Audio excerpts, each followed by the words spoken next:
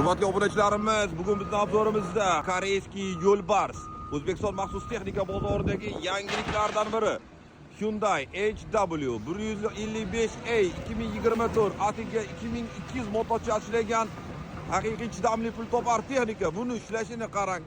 Hozirda ichida mahoratli ekskavator usta va ekskavatorchi ishlashini qarang. Tezlikni boshingiz aylanib ketadi, o'ta tez.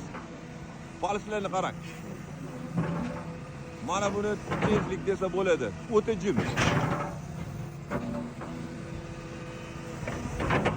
Janubiy Koreyadan kelgach faqatgina mo'yka bo'lgan, boshqa hech narsa qilinmagan. Tovushi o'zi aytib turibdi qancha ishlaganini. Qachilari bor. Bu zamonaviy texnikamiz ancha sayqal berilgan, yoqilg'i tejash xususiyatga ega Cummins motor bilan jihozlangan. Paketda ko'ryapsiz, maxsus tozalovchi shotkalari bilan jihozlangan. Mana yaqin 15 tonna o'zini yukini ko'tardi. Balonlar karyerni 8 yangi. Radnoy turibdi, qarang. Taglari 100% radnoy. Umuman kamchiligi yo'q. Bu esa ukasi 145 tali 2020-yil. Juda ham chiroyli texnika. Tovushini qarang.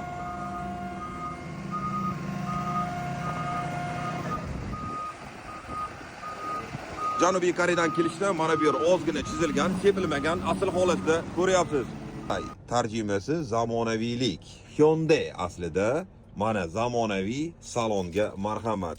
Ikkitadan monitor ko'ryapsiz. Mana bu monitor Android telefoningizni ham boshqarsangiz bo'ladi, o'yinlar o'ynasangiz bo'ladi, ko'ngilochar, kinolar va boshqa tizimlarni ulasa bo'ladi.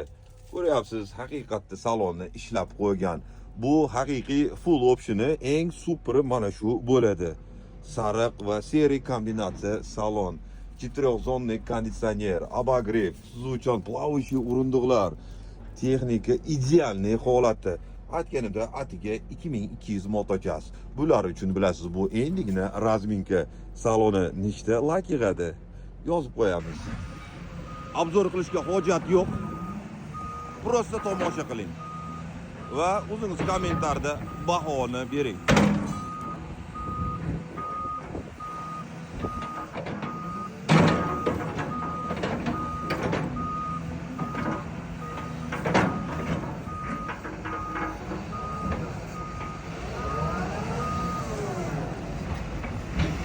Kimga bu texnikamiz qiziq bo'lsa, video pastdagi telefon raqamga murojaat qiling.